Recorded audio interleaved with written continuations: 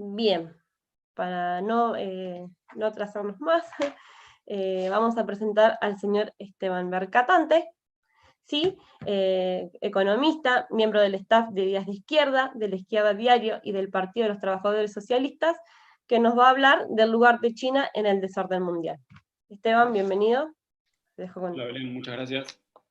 Bueno, agradezco mucho la invitación que me realizaron a participar de este tercer congreso y jornadas de geografía. Con mucho gusto estoy acá. Y la idea de la exposición de hoy es abordar dos cuestiones sobre China que están íntimamente relacionadas entre ellas. La primera cuestión que voy a discutir es algunos aspectos de cómo pensar el problema de qué es la formación económico-social de China hoy. Es decir, si estamos, como dice el Partido Comunista Chino, ante un socialismo con características chinas, si se trata de un capitalismo sin más, si tenemos que hablar de capitalismo de Estado, o cómo lo definimos. Algunos elementos, criterios y datos que permitan aproximar esa cuestión. Y la segunda cuestión que voy a abordar es cuál es el rol que tiene China en las relaciones internacionales actuales, en el sistema de poder mundial. Tenemos que hablar de China como un imperialismo, en el sentido, o un país o una potencia que está avanzando en ese sentido, va en camino a reemplazar a Estados Unidos como líder y garante del capitalismo mundial, con todo lo que eso significa, es decir, otra potencia más garante y ocupada en asegurar este sistema basado en la explotación en todo el planeta, o como sostenía, por ejemplo, Giovanni Arrighi, tenemos que pensar a China como un polo de poder, pero que va a ser una hegemonía benigna, es decir, una contratendencia o un polo alternativo al imperialismo, como se piensa también a veces desde América Latina. Bueno, estas son las dos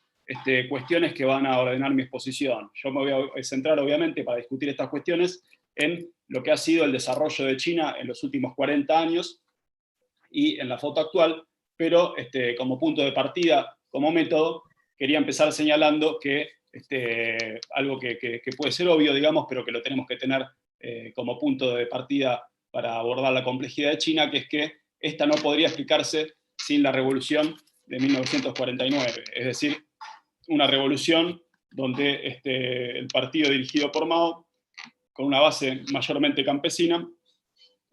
como después de décadas de lo que fue la guerra popular prolongada, derrotó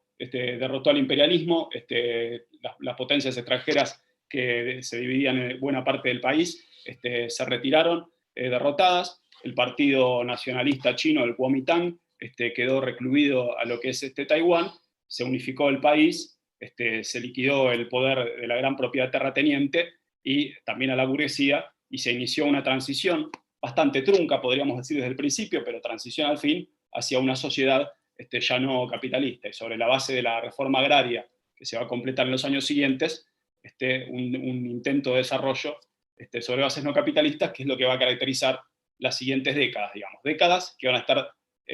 atravesadas por múltiples convulsiones, que se van a poder observar en la economía, una economía con múltiples trastornos, años de crecimiento extraordinario y años de hundimiento, y todos los giros políticos, digamos. Pensemos, por solamente nombrar algunos, el gran salto adelante, que terminó con consecuencias en el campo enormes y una hambruna que terminó matando a millones de personas en China, o lo que es la revolución cultural, que fue un movimiento que golpeó e impactó a buena parte de lo que era la burocracia del PSSH. Bueno, esas décadas pensadas desde lo que ocurrió después, desde lo que empezó a pasar cuando toma el poder y el liderazgo Deng Xiaoping en el año 1978, tenemos que pensarlas como una acumulación originaria que no se proponía sentar las bases de lo que fue después, que es un inicio de un camino capitalista a partir de esas reformas, sino que las intentaba hacer hacia una edificación, digamos, en los marcos de lo que era el alineamiento con la Unión Soviética, el estalinismo, etcétera, con el cual después se depara un intento de una organización económica autodefinida como socialista, digamos, con todos los límites que tenía eso en la órbita soviética, digamos. Pero bueno, durante esas décadas lo que ocurrió fue que se sentaron las bases de la infraestructura, se desarrollaron los medios de producción de la propiedad nacionalizada, se alfabetizó y se conformó una fuerza de trabajo de millones que a la vez tenía una capacitación no solo en los sectores urbanos, sino en los sectores agrícolas inusitadas para un país del ingreso de China, que era un país pobre, digamos, al final de la era Mao, pero un país pobre con una alfabetización, una capacitación de la fuerza de trabajo enorme. Bueno, estas bases, estas condiciones que fueron desarrolladas justamente como resultado de la revolución y la unificación del país, son la base para todo lo que ocurrió en China a partir de 1978. Bueno, eso es clave tenerlo en cuenta porque a veces se piensa o se presenta a China como un ejemplo desde las reformas de Mao de un camino capitalista posible para los países que sepan abrazar las reformas de mercado, y justamente si uno mira las condiciones que tuvo que crear China para poder encarar esas reformas de mercado, que nunca fue la intención de esos primeros años, sino que fue resultado de un giro que se da en el partido, en la clase dirigente, en el sector de la burocracia del Partido Comunista en el 78, el resultado de un giro se encaran políticas pro mercado, pero que no podrían haber ocurrido si previamente no se hubiera liquidado la presencia del imperialismo, la propiedad terrateniente de los señores, al Kuomintang, etc. Esto es importante tenerlo en cuenta como punto de partida. Bueno, el periodo que analizamos, sintéticamente lo podemos caracterizar por estas 4 etapas, que pueden ver ahí la diapositiva, digamos. La primera etapa, que es el inicio de las reformas, tiene como eje la descolectivización de la tierra, que empieza a crear las posibilidades de una explotación privada en gran escala. El uso de la tierra es lo que se libera, la propiedad sigue siendo pública, digamos, colectiva, y en ese sentido no se otorga el derecho de propiedad, pero se crean las bases para un amplio desarrollo de empresas de capital privado, sobre todo en el agro, y también en menor medida va a haber un desarrollo urbano. En estos años empieza el despegue de alto crecimiento. Lo que va a ocurrir es que ese alto crecimiento va a venir acompañado de una fuerte demanda de importaciones, que va centralmente tendientes y estimuladas por el propio programa económico para aumentar la productividad, para innovar, haciéndolo trayendo medios de producción extranjeros, y eso, junto con también el aumento de compras suntuarias y de todo tipo, va a crear un fuerte déficit de la balanza de pagos. Bueno, eso y una cierta tijera de precios, de asimetría de precios que se van a empezar a dar entre las empresas públicas y las empresas privadas, problemas de oferta y demás, van a decidir a que un sector del Partido Comunista Chino se decida a finales de la década, llegando a 1988, a profundizar las reformas de mercado, encarando, entre otras cosas, una fuerte liberalización de precios, que era algo que se discutió durante muchos años y se trababa, no avanzaba. Bueno, ahí decidieron una liberalización de precios en gran escala que aceleró la inflación. Bueno, eso actuó como un cóctel explosivo en un marco de un cierto descontento que había en muchos sectores de los que venían siendo los perdedores de esa década de reformas, además de sectores como el movimiento estudiantil, donde había expectativas de que China hiciera cosas como las que había hecho Rusia con la perestroika, etcétera, de cierta ampliación de márgenes políticos. Bueno, todo eso actuó como un cóctel explosivo que terminó con las movilizaciones estudiantiles y también acompañadas por sectores de trabajadores, que dieron lugar en 1989 a la respuesta dura del régimen con la masacre de Tiananmen. Que la tenemos que contextualizar, obviamente. Esto ocurría en el mismo momento que estaba colapsando la Unión Soviética, que digamos, estaban ocurriendo todo tipo de movilizaciones y revueltas en las cuales decidieron a los sectores dirigentes de esos países a restaurar el capitalismo, apropiarse de lo que era la propiedad colectiva y encarar, abandonar los regímenes que se autoproclamaban comunistas, que eran estados obreros terriblemente burocratizados en ese momento, y con los cuales los sectores dirigentes de los partidos comunistas eran protoclases sumamente privilegiadas. Bueno, sectores de ellas se apropiaron de los medios de producción, se los quedaron y colapsaron todo lo que fue la Unión Soviética. Bueno, en China el Partido Comunista se aferró al poder, pero como resultado de ese movimiento, digamos, que fue terriblemente reprimido en 1989, decidieron que era el momento de hacer un giro ordenado y controlado hacia el capitalismo, mucho más acelerado, y evitando que les ocurriera, como ocurrió en Rusia, una pérdida del poder. Bueno, eso es lo que va a determinar el signo de las reformas en los ciclos siguientes. El segundo ciclo se inicia entonces a partir de 1989 y vamos a ver un cambio de eje en este nuevo ciclo. Ahí va a estar el eje puesto no en el sector rural y no en las pequeñas empresas de capital privado, sino en una profunda rediseño de lo que era el corazón productivo y de la estructura de la producción en China, que eran las empresas de propiedad estatal, que van a ser reformuladas o replanteadas con dos ejes. Las empresas consideradas estratégicas se van a someter a fuertes reestructuraciones para aumentar su productividad, mejorar su rendimiento económico y transformarlas en lo más parecido a empresas competitivas en los estándares occidentales, para lo cual dos colosos de lo que es el capitalismo occidental, como Goldman Sachs y Morgan Stanley, van a ser los principales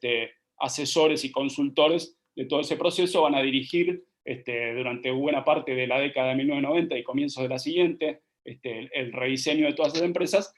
y las que no son consideradas tan estratégicas van a ser sometidas a privatización, digamos. El lema a partir de 1995 es aferrarse a lo grande, dejar ya lo pequeño, y bueno, bajo ese lema se reestructuró todo el aparato productivo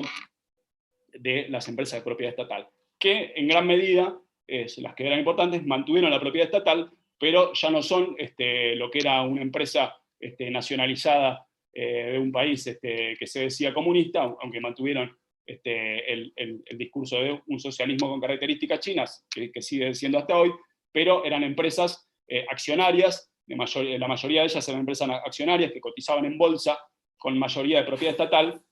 pero todos los demás presentando indicadores de rendimiento, rentabilidad, etcétera, como cualquier otra empresa capitalista. Bueno, y en paralelo con esto, lo que empezamos a ver en este mismo periodo, desde 1992 sobre todo en adelante, es que justamente para evitar uno de los grandes problemas que había habido en la década del 80, que era el problema de la déficit de la balanza de pagos, estimular las exportaciones. Y estimular las exportaciones haciendo que el capital extranjero sea el que desarrolle el sector exportador con todo en China, digamos, que es lo que vamos a ver a partir de esta década y sobre todo a partir de la siguiente, que es aprovechar la ventaja relativa de China, que era justamente esa fuerza de trabajo altamente capacitada, con bajos salarios, para lograr que esa se transforme en un polo de atracción, en un momento donde ya desde finales de los 70 se estaba viendo que las grandes empresas multinacionales estaban relocalizando parte de su producción en países justamente ofrecían salarios, sobre todo salarios bajos, para poder aumentar así los niveles de rentabilidad, sobre todo en aquellos eslabones trabajo intensivos. Bueno, eso empieza con todo ya en los 90 y se marca un punto de inflexión y podríamos marcar una tercera etapa de este desarrollo de China, que es a partir de la entrada en la Organización Mundial del Comercio. Bueno, China es como declaran los propios funcionarios estadounidenses que participaron de la negociación. China hizo toda una serie de concesiones extraordinarias para ingresar a la OMC, y como resultado de eso, o sea, se le exigieron concesiones extraordinarias y las aceptó, argumentando que al ser una economía mixta, afectaban los precios, la competencia, el dumping, etc. Bueno, toda una serie de argumentaciones por el estilo. La cuestión es que ese proceso, desde el punto de vista de China, pagó en lo inmediato porque le permitió conformarse en el polo de atracción que permitió que a lo largo de 2 décadas se transformara en el principal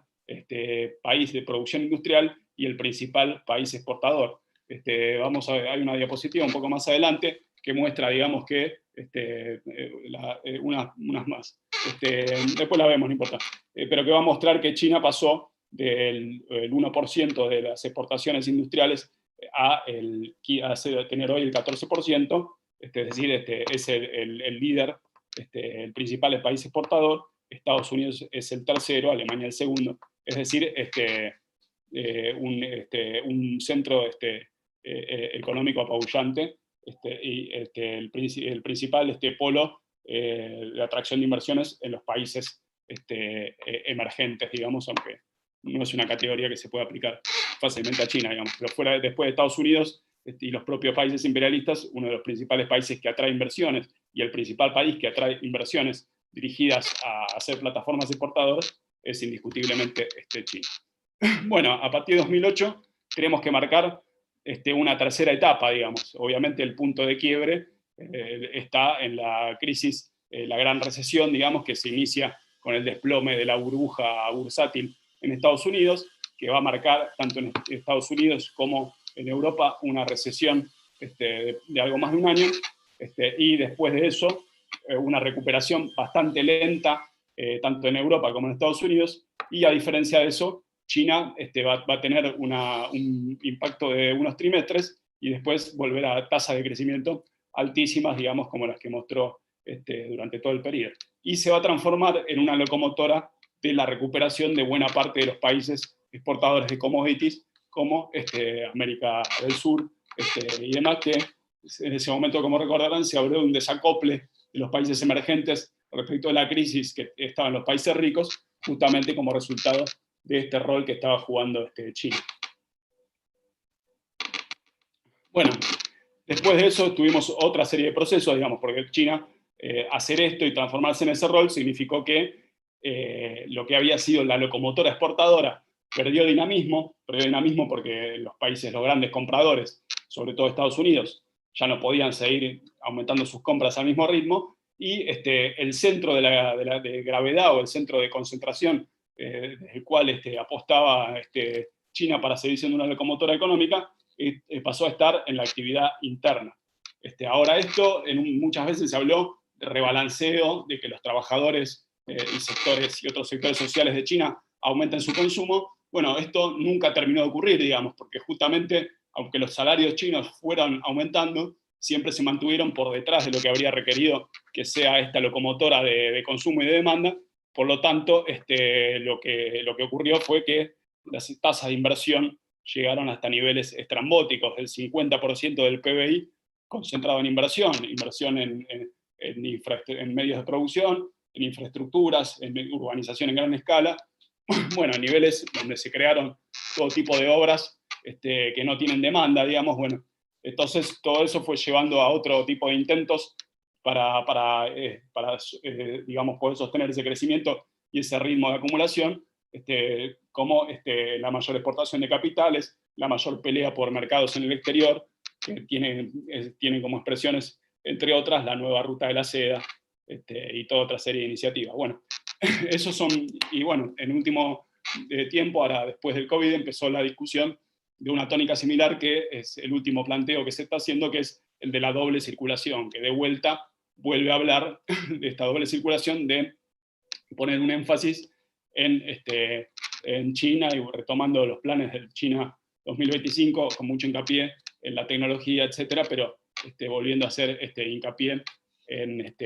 la actividad interna como motor. Veremos ese desarrollo. Lo que tenemos como resultado de esto es una economía que, para sostener ese crecimiento, ha exportado cada vez más capitales al exterior y ha creado internamente una deuda muy elevada, que hay que ver cómo se desarrolla en los próximos años, pero que es niveles explosivos de más del 300% del PBI, y la mitad de esa deuda concentrada en el sector corporativo y mayormente en las empresas de propiedad estatal. Bueno, esto es más o menos el panorama de las etapas que ha atravesado. La cuestión es cómo caracterizamos este proceso, digamos, dónde está el centro, digamos, del mismo. Bueno, yo voy a agarrar tres cuestiones para discutir esto, o sea, para discutir si estamos hablando de lo que tenemos frente a nosotros, ¿es un capitalismo o qué es, digamos? Yo creo que es, efectivamente, el sentido de la transformación que está ocurriendo es capitalista, el aspecto que obviamente es un capitalismo o elementos de capitalismo que empiezan a ser lo más gravitante dentro de esa economía, en el marco de que la mayoría abrumadora de esa economía sigue siendo, obviamente, de propiedad estatal, digamos. Ahora es una propiedad estatal que, como decía antes, es una propiedad estatal reconfigurada, digamos, una propiedad estatal que bajo los lineamientos de los propios bancos de inversión estadounidenses, se transformó en una propiedad estatal corporativa, en el sentido corporativo occidental, digamos, empresas que cotizan en bolsa, que tienen gerentes, que presentan balances, que tienen que mostrar ganancias, aunque sabemos que se vienen sosteniendo hace más de una década con niveles de rentabilidad que no podría sostener ninguna empresa capitalista. Lo hacen porque la propiedad estatal del sistema financiero les otorga niveles de crédito que permiten sostener esos desequilibrios, pero eso tiene como correlato lo que mencionaba antes de los niveles de endeudamiento altísimos. Yo lo que creo es que, entonces, si uno mira el sector y analizamos más en detalle, este es un elemento, digamos, o sea, el primer elemento es que efectivamente las empresas de propiedad estatal, cuando uno mira los números, más adelante hay una diapositiva, la diapositiva 6, que muestra, digamos, los niveles de participación. Si uno mira, bueno, acá tenemos más o menos 2/3 de lo que es el capital, los activos están en manos de las empresas de propiedad estatal, y solamente 1/3,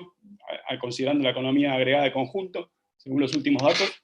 solamente 1/3 está en manos del capital privado. Es decir que, efectivamente, la preponderancia en términos absolutos sigue siendo la de las empresas de propiedad estatal.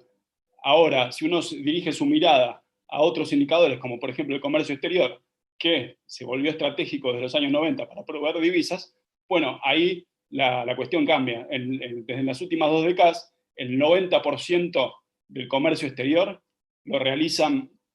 las empresas privadas. La mitad de ese 90%, es decir, el 45% del total, lo realizan empresas privadas locales, y el otro restante lo realizan empresas extranjeras, es decir, las grandes multinacionales imperialistas que se radicaron en China para aprovecharse de la fuerza de trabajo barata.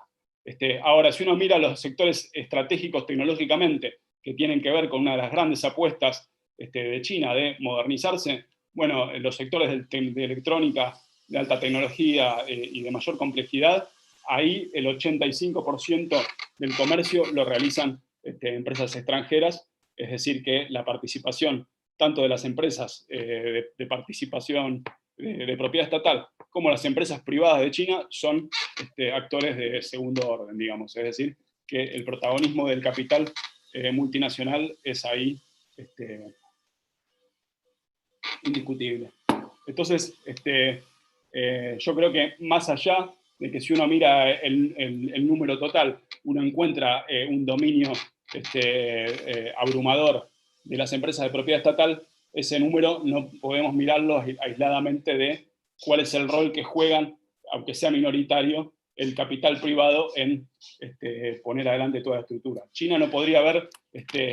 ni obtenido las divisas que le permitieron escapar de la trampa, digamos, del estrangulamiento externo, ni haber accedido a la tecnología que le permitió desarrollar algunas partes competitivamente de sus empresas, sin ese desarrollo capitalista. Entonces, no se puede solamente tomar el número en absoluto sin meterlo dentro de ese problema más amplio. Voy a pasar rápido. Otra cuestión que podemos ver, si analizamos la estructura de clases, es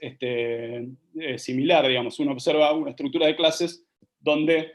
se puede observar que efectivamente hay una transformación en sentido capitalista, que obviamente, por cómo se da en China, es un capitalismo donde hay todavía un arraigo débil, por decirlo de alguna forma, de lo que son las clases tradicionales de una sociedad capitalista, es decir, la burguesía, por el peso del capital estatal y de las corporaciones estatales a partir de los años 90, la burguesía que había empezado a desarrollarse a partir de los 80 quedó como una clase minoritaria, con lazos débiles y demás, pero de todos modos estamos hablando de un sector de propietarios y emprendedores que representa entre el 13 y el 14% de la sociedad. La fuerza laboral funciona claramente, si uno mira políticas como la falta de permisos de residencia, que afecta a buena parte de los migrantes rurales, que son 1/3 más o menos de la fuerza laboral en China, uno ve pues, mecanismos ahí que la han convertido en una clase laboral sometida a buena parte de los mecanismos que operan sobre las clases laborales, sobre la fuerza de trabajo que describía Marx, es decir, se constituyó elementos de un ejército de reserva, los mecanismos, digamos, que acolchonaban y que daban ciertas garantías a la clase trabajadora de las ciudades en China a través del permiso de residencia y el Iron Bowl Rights, digamos, que daban, garantizaban determinadas prestaciones mínimas. Bueno, todo eso no desapareció, pero se ha ido diluyendo, digamos, beneficia a sectores muy minoritarios, mientras la mayor parte de la fuerza de trabajo está en condiciones de gran precariedad y es carne de cañón, está sometida a la explotación de los capitalistas privados de China y de los capitalistas extranjeros, digamos. Bueno, estas son dos de las cuestiones a analizar, digamos, cómo opera el capital, cuál es la relación entre el capital privado y las empresas de propiedad estatal, que han adquirido muchos rasgos capitalistas. La otra es la cuestión de la estructura de clases, pero yo creo que, y esta es una discusión que desarrollé en varios de los artículos, que metodológicamente me parece que es limitado mirar solamente a partir de estos rasgos de la estructura de China y no problematizar, para empezar, el rol que le ha cabido a China en el desarrollo desigual mundial de las últimas décadas, digamos. Me parece a mí que China hay que encararlo, pensarlo en primer lugar como parte de un desarrollo desigual en el cual justamente China se transformó de un país marginal y periférico desde el punto de vista de la división mundial de trabajo, desde el punto de vista de la economía capitalista, a un país central en las últimas 2 décadas o 3 décadas, y en un polo de la acumulación, y eso lo hizo gracias a que fue vital en uno de los grandes procesos que caracterizaron este periodo, que fue la internacionalización de la producción. Esa internacionalización de la producción, que significó que buena parte de los capitales radicados en Europa y en Estados Unidos levantaron buena parte de su estructura productiva y la relocalizaron en México, en China y en otros países para aprovechar salarios bajos y para construir cadenas globales de valor. Bueno, es lo que transformó a China en ese principal exportador, ese principal país industrial, etcétera, y que lo transformó a su fuerza de trabajo y a los salarios que se pagan en China en una norma descendiente y también las condiciones de trabajo que golpeó sobre la clase trabajadora de todo el resto del mundo, digamos. Es decir, que si uno mira desde ese punto de vista, fue, digamos, lo que se llamó el arbitraje global de la fuerza de trabajo, como lo llamó el economista de Morgan Stanley, Stephen Roach. Bueno, en ese arbitraje a China le cabía un rol protagónico para ser la vara de medida para golpear sobre las condiciones de trabajo, de las oleadas de flexibilización, etc. Todo eso habría sido mucho más difícil si no hubiera estado ahí China con sus salarios baratos y sus decenas, cientos de millones de fuerza de trabajo disponibles para las empresas industriales. Bueno, y gracias a eso es que China pudo tener, digamos, ingresos de divisas, de inversiones, etcétera, en niveles altísimos, y no es el único elemento que explica su crecimiento a tasa china. Obviamente el otro elemento es lo que decíamos antes, la preservación de muchos elementos que venían de la revolución y el papel dirigista, bonapartista, por decirlo de una forma, del Estado chino, pero ese proceso, ese dirigismo, sin la afluencia de capital extranjero y sin adquirir el rol central que adquirió en ese desarrollo desigual durante estas décadas, habría tenido una pata floja, digamos. Entonces, en ese sentido, recuperar el concepto de desarrollo desigual y combinado para pensar el proceso de China es fundamental, me parece a mí. Un proceso, y por último, digamos, sobre este punto, uno mira, digamos, los indicadores de desigualdad, etcétera, son claramente notables, digamos, si uno mira, a pesar de los niveles de riqueza per cápita que tiene China, ser el país con más billonarios desde el año pasado, el país, uno de los países más desiguales, digamos, a pesar de que se sigue hablando de socialismo con características chinas, la desigualdad ha crecido enormemente. Bueno, son algunos de los números que paso rápido para ir al otro tema, pero que muestran, digamos, una sociedad que yo creo que hay que pensar como un capitalismo con hibridaciones, un capitalismo que obviamente está caracterizado por un Estado bonapartista y que mantiene buenas medidas, obviamente dirigistas, y una propiedad estatal de parte de los medios de producción, pero que todo está en función y ha sido enormemente reorganizado en función de insertarse en este proceso de acumulación capitalista que ha transformado mundialmente, que ha transformado a China en un centro, digamos. Entonces, eso como sobre el primer punto. Sobre el segundo, estoy un poco pasado de tiempo, así que voy a decir solamente algunas cosas. Bueno, es el debate claramente sobre qué rol le cabe a China en el sistema mundial, digamos. Y bueno, acá tenemos que empezar sobre lo que decía hace un rato, digamos. China pasó en 40 años de ser un país marginal desde el punto de vista del capitalismo mundial, e incluso desde los asuntos internacionales, salvo por el rol que tenía, por ejemplo, para Estados Unidos, como factor de división o de ariete contra la Unión Soviética, a ser bueno, un país central del que todos hablan, que tiene influencia como pocos, tanto en inversiones, como en actividad económica, como en soft power, como en diplomacia, como incluso también en muchos países o sectores como África, como un país también a ser temido, digamos, en ese sentido. Es un proceso que ocurrió rapidísimo, digamos, en pocas décadas. La cuestión es cómo caracterizar ese poder o esa gravitación que adquirió China. Bueno, yo ahí el punto de partida que ofrezco, que planteé para empezar, es comenzar por analizar una serie de indicadores o de cuestiones, empezando por algunos datos objetivos, digamos. Te pido si volvés unas diapositivas atrás. Lo primero son bueno, los datos económicos, que ahí obviamente tenemos que tomar los datos chinos entendiendo las singularidades que nos plantean, ¿no? Porque China es la segunda economía mundial y al mismo tiempo es una economía que tiene el 20% de la productividad de la de Estados Unidos, es decir que por un lado es un enorme poderío económico, por otro lado tiene una capacidad de producción de riqueza, una riqueza per cápita que está todavía por detrás de la Argentina, digamos. O sea, esas son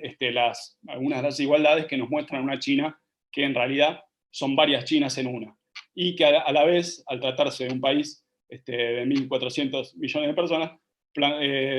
formula en muchos casos una cuestión de escalas distorsivas que son enormes, que se expresan en distintos planos. Bueno, acá uno de ellos. Desde este año, China es el país que tiene más empresas entre las empresas más grandes del mundo. Es decir, si hay un ranking de poder capitalista, ese es claramente, y siempre lo fue, ¿cuántas empresas tenés en el Fortune 500? Bueno, claramente el país que siempre tuvo más empresas desde la posguerra, no recuerdo ahora desde cuándo sale el índice, pero siempre fue indiscutiblemente Estados Unidos, y después venía Japón, Alemania, etcétera. Bueno, ahora es China el país que más empresas tiene dentro de ese ranking. Después viene Estados Unidos, pero le saca 20 firmas, es decir, que no es nada menor. Ahora, al mismo tiempo, si uno mira, descompone un poco este número, va a ver que, a pesar de eso, Estados Unidos todavía tiene, con muchas menos empresas, más ganancias, y más ganancias usando menos activos, es decir, que los niveles de eficiencia económica o rentabilidad siguen siendo todavía favorables a Estados Unidos. Este entonces es uno de los ejemplos de escalas, de elementos distorsivos que plantea China, porque China tiene esa cantidad de empresas en el ranking global, entre otras cosas porque es enorme. Hay muchas empresas que trabajan solo en China, que tienen poca proyección afuera de China, están en el ranking solamente por el hecho de que están en un mercado tan enorme y abastecer ese mercado les da un volumen formidable. Bueno, de todos modos, si uno analiza y descompone toda una serie de indicadores, como puede ser la inversión en el exterior, el peso de su moneda, el peso de sus inversiones financieras, de sus vinculaciones de asistencia a otros países, y el peso militar, va a obtener digamos, cada una de esas medidas merece un análisis específico. Yo lo van a poder leer en un artículo que publiqué que se llama China en el desorden mundial, y uno que va a salir este domingo, que va a retomar el tema. Bueno, cada una de estas medidas nos da una parte digamos, del peso o el poder económico que tiene China. Ya sabemos que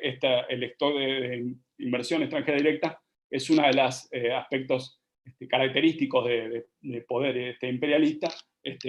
Cuanto más tiene un país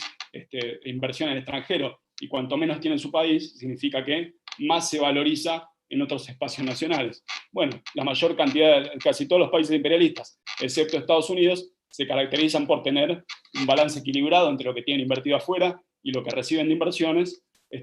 o algunos como Japón son inversores netos en gran escala. Estados Unidos es el único que es deudor neto, es decir, que tiene más inversiones en el país de las que tiene afuera, pero como podemos ver, de todos modos, es por lejos el mayor inversor en el exterior. Bueno, China pasó de un 0%, es decir, un nivel irrelevante, a un 6%, es decir, que hoy es, después de Estados Unidos y de los Países Bajos, el tercer país con más stock acumulado de inversiones, es decir, y al mismo tiempo tiene más inversiones en el exterior de las que en el exterior tiene en China, es decir, que tiene un balance bastante equilibrado, al igual que los demás países imperialistas. Si miramos el conjunto, tanto inversión extranjera como otro aspecto que es la innovación, donde China, clara, es otra dimensión muy importante, y en la cual China en los últimos años viene apareciendo en los diarios, tanto por Huawei, por el 5G, por la inteligencia artificial, que bueno, son dos de las áreas donde ostentosamente China aparece en primer plano. Pero esto no viene solo, digamos, si uno lo mira, China pasó a ser este año, en 2019, el país con más patentes registradas, y a la vez es uno de los países con más gasto en inversión en innovación y desarrollo. Si uno mira, digamos, el ranking que publica la Unión Europea, Estados Unidos es el país con más empresas que gastan en innovación y desarrollo que aparecen en el ranking, le sigue China, y después viene Japón, Alemania, etc.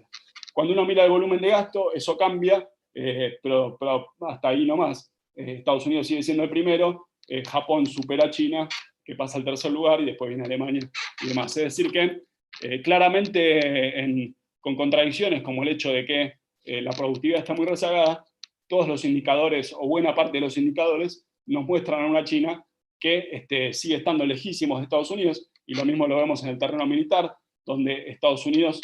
gasta hoy el 38% del gasto mundial militar, lo lleva a cabo Estados Unidos. China es el segundo, que viene muy lejos de Estados Unidos, con el 14%, pero que supera, más que duplica, el que viene detrás,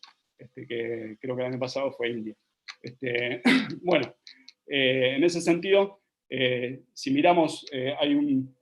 marxista británico que es Tony Northfield, que produce un índice de poder mundial, así lo llaman. Bueno, este índice engloba todas las dimensiones objetivas, digamos, de poder,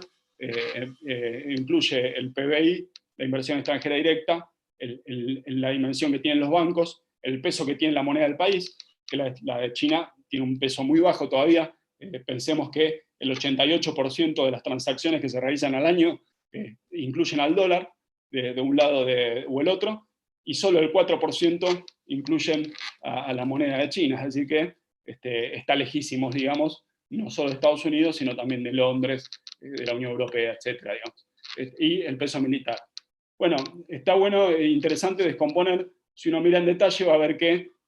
China en este ranking ocupa desde el año pasado, por primera vez, que ocupa el segundo lugar, es decir, que viene Estados Unidos, después viene China, después viene Gran Bretaña, después viene Japón, Francia y Alemania. Bueno, y los motivos por los cuales ocupa este lugar son centralmente el tamaño de su PBI y su poder militar. Después observamos que en otra dimensión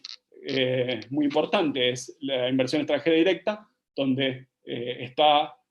supera, digamos, a todos los países, menos los Países Bajos, y está a ese nivel muy comparable, digamos, o sea, le gana a Gran Bretaña, pero le gana por poco, lo mismo con Japón, lo mismo con Francia, y después esos países lo superan en la cuestión de los bancos y la cuestión de la moneda. Bueno, la cuestión es que de conjunto uno ve que China pasó a la delantera, pero que está en una situación bastante parecida a estos países, digamos, y bastante por detrás de Estados Unidos. Bueno, Northfield aclara que él, sin embargo, no considera que sea un país imperialista, porque no considera hasta el final que sea un país capitalista. Bueno, ahí obviamente nos parece poco convincente su argumento, pero lo que podemos ver, digamos, desde el punto de vista objetivo, es que nos muestra una situación de un país con capacidades objetivas similares a la de las potencias. Bueno, obviamente que este dato hay que matizarlo o incorporarlo, problematizarlo con otras cuestiones. Obviamente China todavía tiene un problema enorme, que es que tiene una unidad nacional incompleta, digamos, centralmente porque Taiwán sigue estando por fuera de su territorio,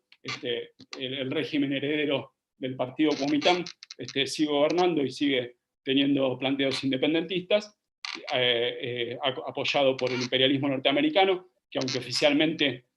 mantiene una ambigüedad, le da todo tipo de apoyos, y Hong Kong se ha convertido en un punto crítico, no terminó nunca de ser plenamente asimilado, digamos. Esa es una primera cuestión. Después hay otras cuestiones. China no tiene el poder de policía mundial que tiene Estados Unidos y que tienen otros países como Japón y Alemania aliados a Estados Unidos, es decir, en ese sentido tiene muchos niveles de aislamiento internacional que los ha ido supliendo con soft power, con influencia diplomática, con ayudas económicas, pero que tiene bastante precariedad todavía. Bueno,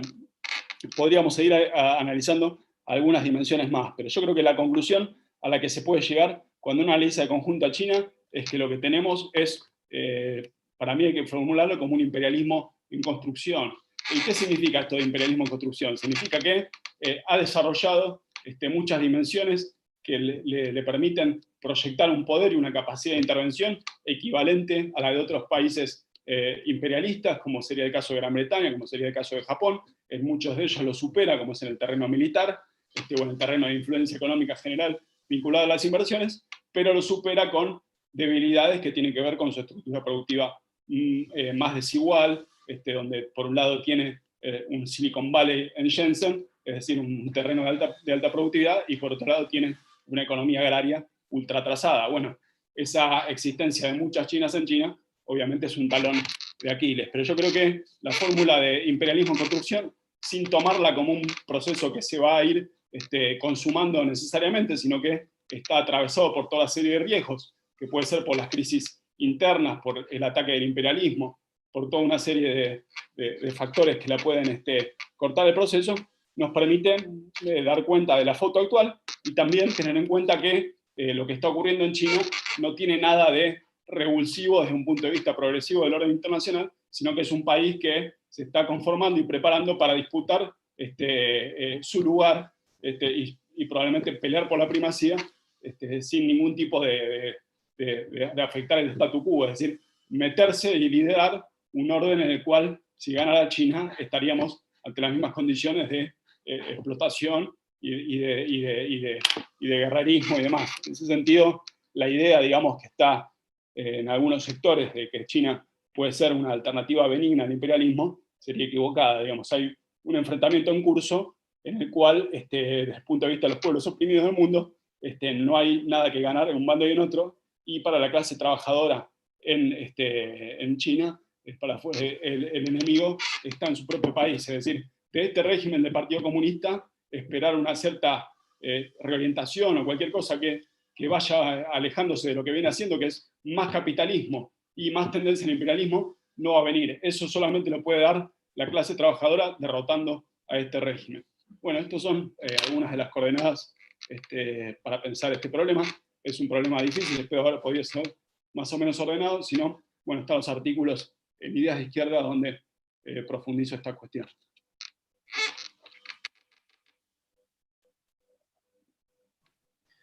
Bueno, Esteban, muchísimas gracias. La verdad que muy interesante la presentación, y también invitamos a leer tus artículos en La Izquierda Diario, como siempre lo venimos haciendo. Quería preguntarte específicamente sobre lo que está sucediendo en los últimos días en torno a lo que fue el resultado de las elecciones en Estados Unidos y qué implicancias va a tener eso en relación a este ascenso de China que vos bien detallaste y explicaste en todos los ámbitos, político, económico, militar. Eso por un lado. Y por otro lado, retomar esto último que estabas comentando, ¿qué posibilidades tiene la clase trabajadora de China en, por decirlo así, llegar a tomar el poder concreto más allá de la burocracia que está gobernando actualmente? Bueno, sobre la primera cuestión, yo creo que va a cambiar bastante poco, digamos, con el gobierno de Biden, porque ya desde Obama estaba definido a China como un adversario estratégico, digamos. Recordemos que Obama, el que inició el giro con el pivot a Asia, y bueno, desarrolló en ese momento la estrategia que tenía como base concentrar a muchos aliados y armar toda una estructura del comercio internacional integrado a través de los acuerdos del transatlántico y el transpacífico, que tenían como base unir a todos esos países, excluyendo a China e imponiéndole en ese acuerdo que lo excluía las normas en las cuales se iba a comerciar internacionalmente y garantizar los derechos de propiedad de las multinacionales, y que China los iba a tener que atacar, bueno, acatar, digamos, iba a tener que subordinarse a eso. Bueno, esa es la estrategia, pero una estrategia destinada a someter lo más posible y bloquear el ascenso de China. Trump hizo el mismo objetivo con una estrategia completamente diferente. Lo primero que hizo cuando asumió es desentenderse del Tratado de Transpacífico, que ya estaba firmado, se retiró de ese tratado y canceló el Tratado Transatlántico, que todavía no estaba firmado. Inició la guerra comercial, digamos, fue una guerra de aranceles, con un eje no tanto en lo comercial como en el problema tecnológico, sobre todo. Y bueno, ahí fue una guerra que dijo que era fácil de ganar y claramente hasta ahora no produjo ningún resultado, y se va a su mandato habiendo tenido toda una serie de escarceos que costaron a China y también a Estados Unidos algunas decenas de millones de dólares de comercio, pero que no dejaron un claro saldo. Yo creo que ahora Biden va a volver a una estrategia más similar a la de Obama, pero probablemente,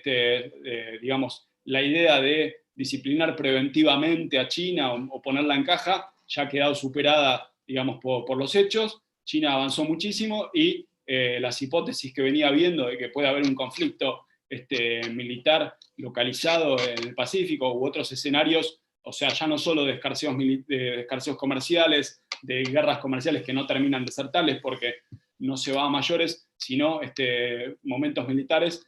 pueden estar incluidos. Y yo creo que ese conflicto va a hacer orbitar todo el resto de las relaciones, tanto de China como de Estados Unidos, con el resto del mundo. Es decir, Rusia, la Unión Europea, etcétera, van a tener que probablemente ir definiéndose más abiertamente en ese alineamiento, digamos. Y hay que ver, Estados Unidos siempre los contó tanto a la Unión Europea como un aliado, y bueno, claramente Rusia está con China, pero hay que ver si todo eso se va a mantener o si los daños que dejó Trump y la dificultad de intereses y la gravitación creciente económica de China no hace que sea más difícil para Estados Unidos volver a sus alineamientos tradicionales. Yo creo que eso todavía está muy abierto, hay que ver cuando Biden empiece a mostrar sus cartas. Y sobre el otro aspecto, bueno, hay que recordar que el campesinado y sectores de la clase obrera china hicieron la revolución. Ahora, el aparato surgido de esa revolución es el que se encaramó en la restauración capitalista, y hoy es un partido, digamos, que es la base de un régimen que yo creo que hay que definirlo con la categoría de bonapartismo, digamos, en ese sentido, asociado a un capitalismo que tiene rasgos de capitalismo de Estado, digamos, pero obviamente cualquier transformación progresiva no va a surgir de ese partido, de ese régimen, sino de derrotarlo digamos, destruirlo y construir otra cosa. Digamos, la idea de regeneración o reorientación de ese régimen que pueda volver a ser algo como el socialismo, yo creo que sería equivocada. Digamos, la clase obrera tiene que hacer una revolución que es social, digamos, derrocando a lo que ha sido el agente principal de la restauración capitalista en el país. Me parece a mí que lo que uno ve es que las reformas de los 90 significaron una gran derrota para sectores de la clase trabajadora que estaban en las empresas estatales que fueron privatizadas o que estaban en las empresas estatales que fueron reestructuradas, pero lo que estamos viendo, digamos, es que hay nuevas generaciones de trabajadores y trabajadoras que vinculadas a las nuevas oleadas de inversiones, vinculadas mayormente a una clase que viene de origen rural, que es migrante, que es muy sin derechos, y que ahí ha habido en los últimos años distintos procesos de recomposición, de pelea por sindicatos, y toda una serie de movidas que muestran, digamos, una revitalización. Lo que falta todavía y que está por desarrollar, y que es una gran pelea, es para poner en pie un partido, digamos, que pueda darle expresión a eso, y un canal político revolucionario. Pero yo creo que si algo ha mostrado el campesinado y la clase trabajadora china es disposición a hacer eso en otros momentos, y yo creo que hoy se ha transformado claramente en uno de los centros de objetivos, digamos, de peso de la clase trabajadora, y que seguramente en una situación de más crisis y choques internacionales y de descontentos con un régimen como el de Xi Jinping, que profundizó toda una serie de aspectos reaccionarios y en pos de su ofensiva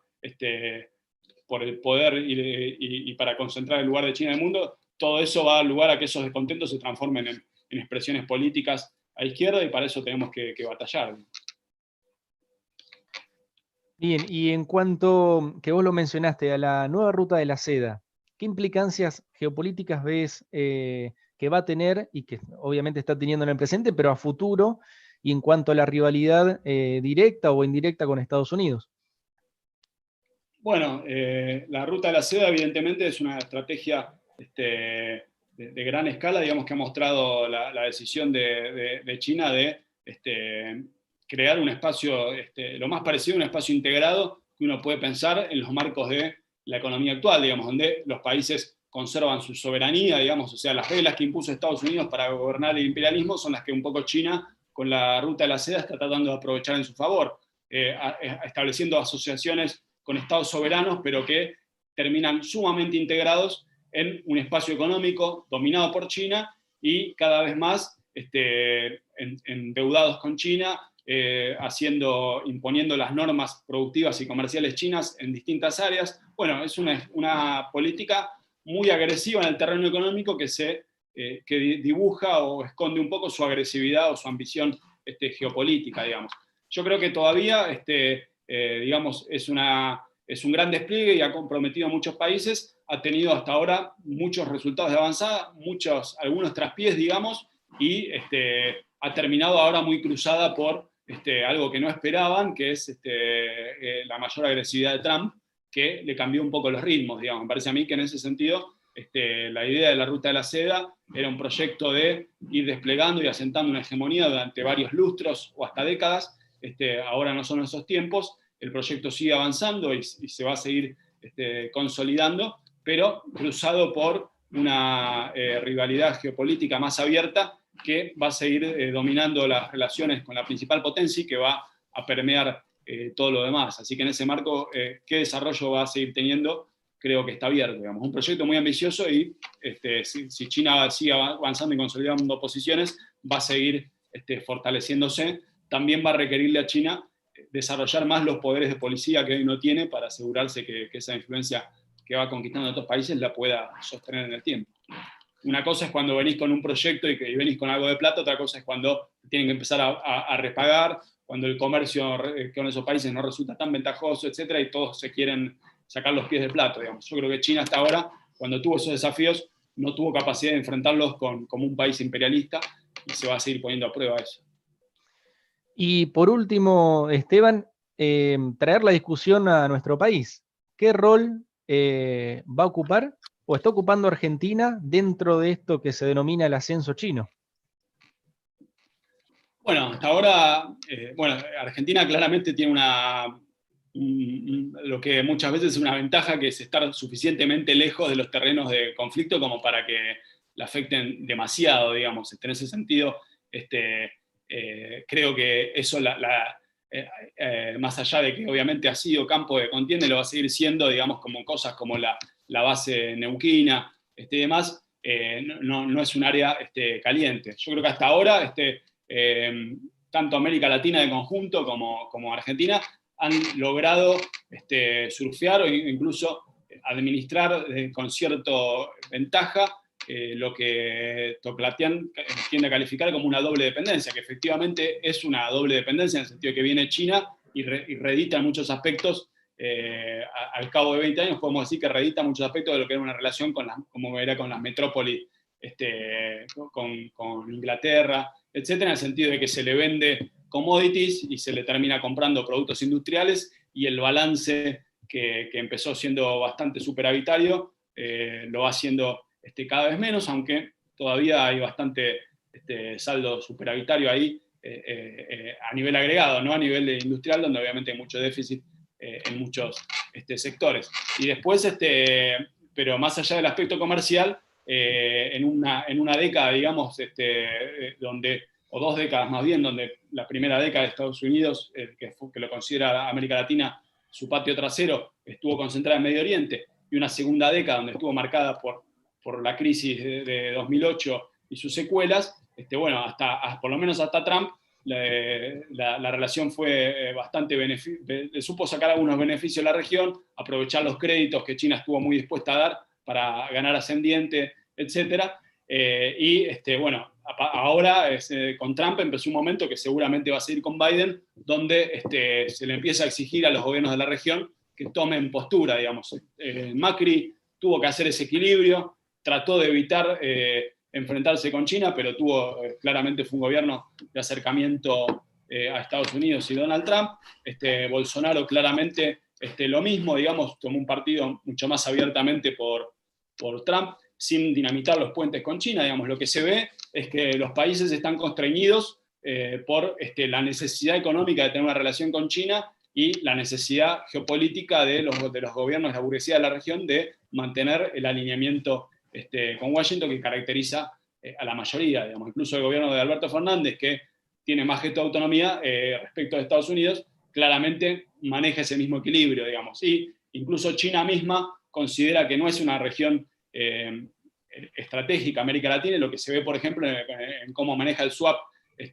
con Argentina, que Argentina, yo interpreto que intentó negociar que ese swap se usara más extendidamente y que lo pudiera usar el país para manejar la crisis cambiaria de los últimos meses, y que China es la que frenó la habilitación de eso, ¿no? O sea, se habilitó una parte, pero solo para el comercio, no para intervenir en el mercado de divisas, y yo creo que eso tiene que ver con la decisión de no meter cuñas con Washington en un tema que no le interesa como es ese. O sea, porque si habilitaran que se usara para intervenir el dólar, etcétera, podría tomarlo Estados Unidos como una injerencia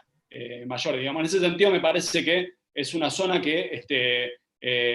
ya se ven los rasgos de que esa doble dependencia es costosa, digamos, en el sentido de que tiene efectos negativos sobre el desarrollo de la economía, favorece la primarización de la estructura productiva. Bueno, Argentina ahora está viendo como una de sus grandes empresas para los próximos años, las grandes apuestas, exportar cerdos, digamos, con lo cual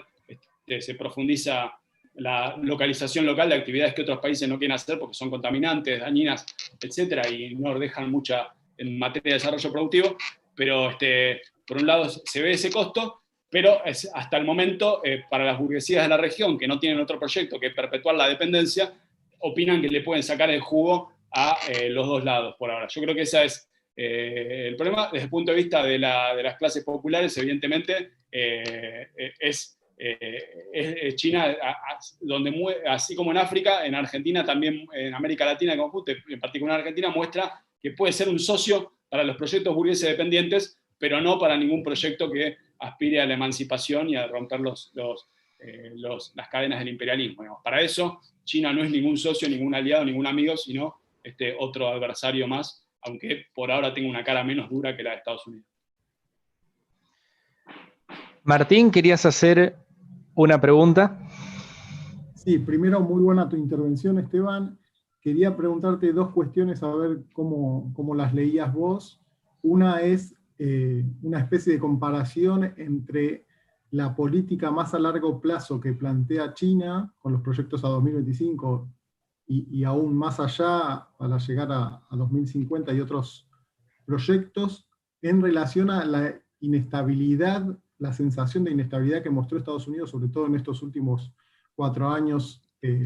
saliendo de la mayoría de los tratados internacionales. Ese es un punto, esa comparación. Y la otra es la relación entre ambas, digamos, potencias, en el sentido que se planteó ayer en cuanto a dos puntos que son con los que asusaría Estados Unidos a China, y que ya lo viene haciendo, en la cuestión de los derechos humanos, como salió en The Economist, por ejemplo, la cuestión climática, y en los hechos, en la intención de presionar en las cuestiones limítrofes, sobre todo que se ven en el mar de China, y las cuestiones nacionalistas de Taiwán y Hong Kong. O sea, esos dos aspectos,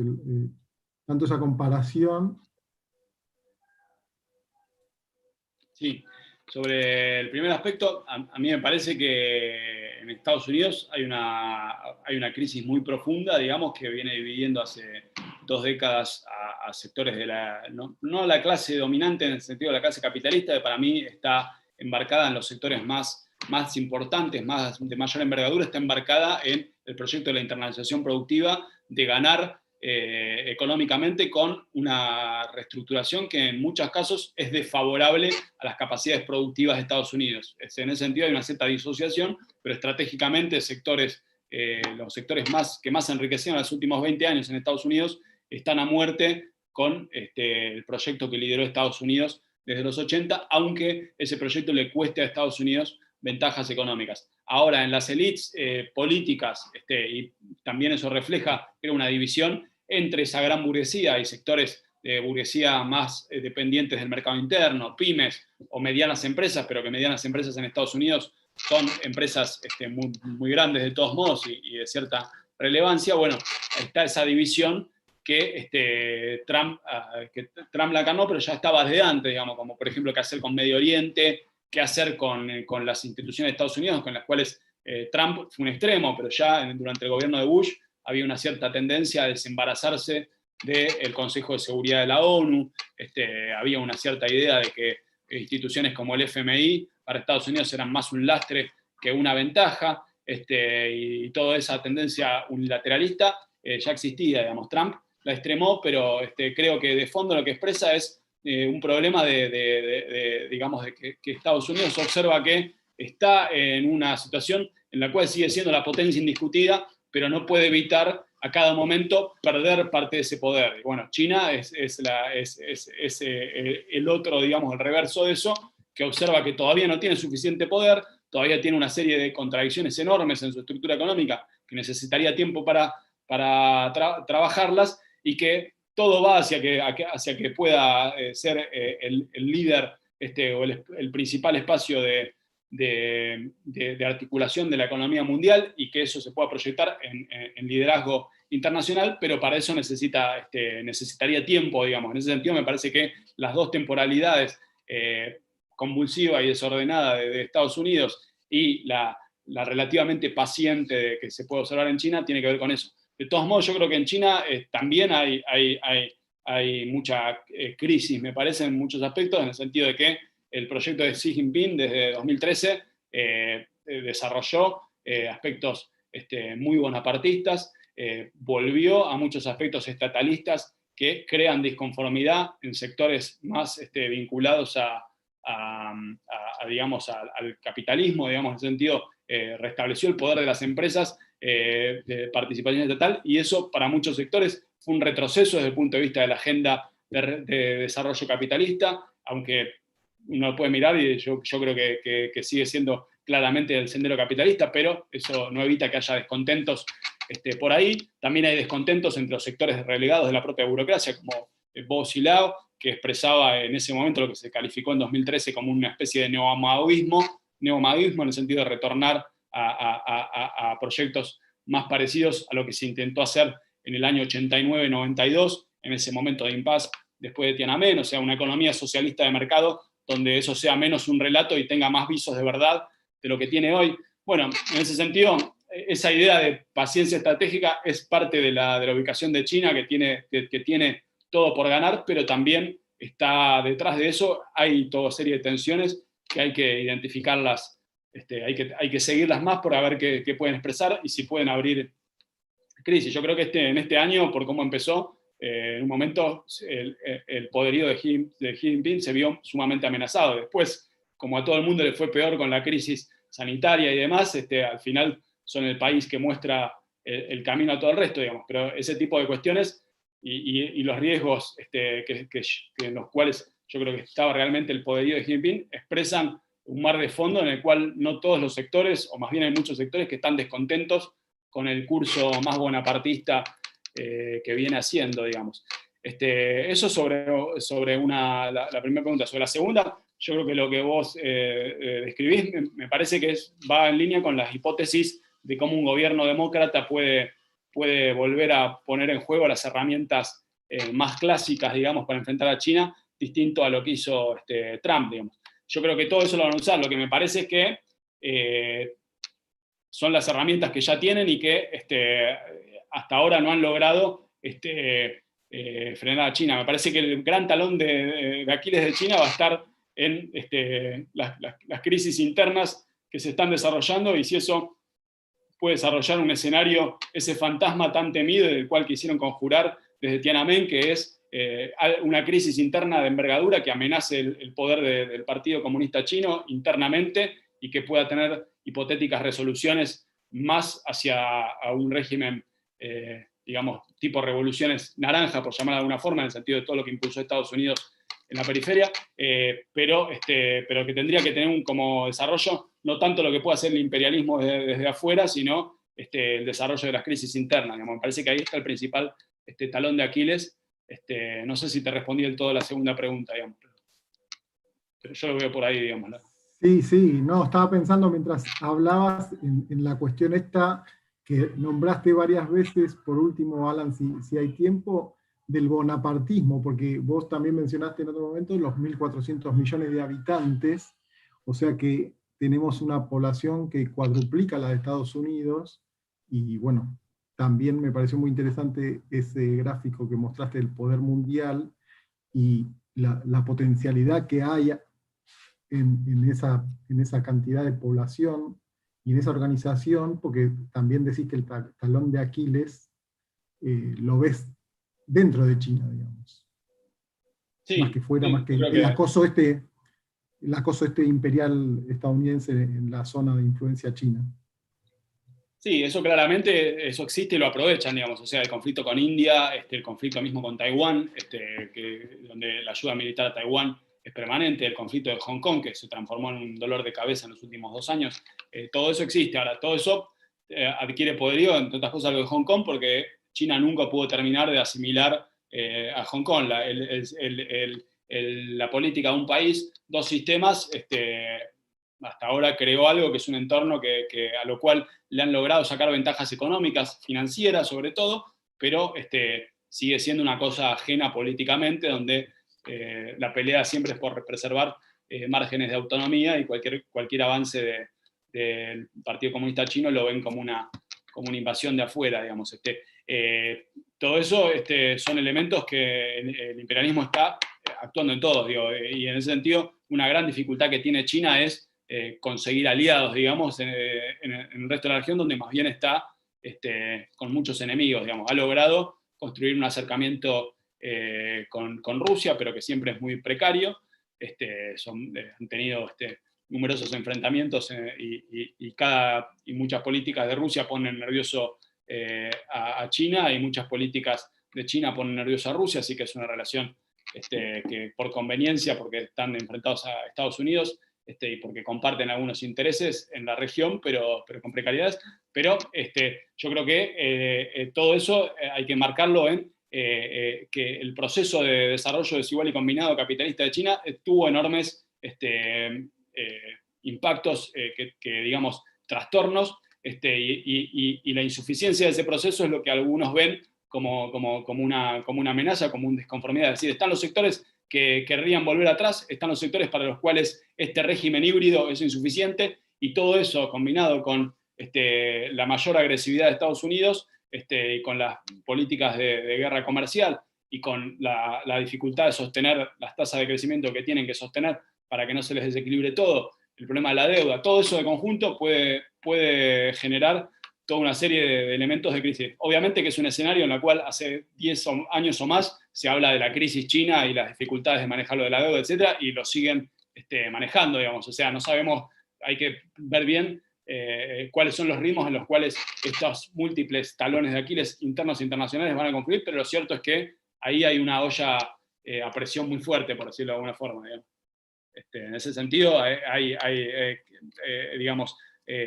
así como se ha transformado en el centro de la acumulación, en uno de los principales centros de la acumulación mundial y el centro productivo, etcétera, también se ha transformado probablemente en esta tercera década del siglo XXI que comienza en uno de los principales focos de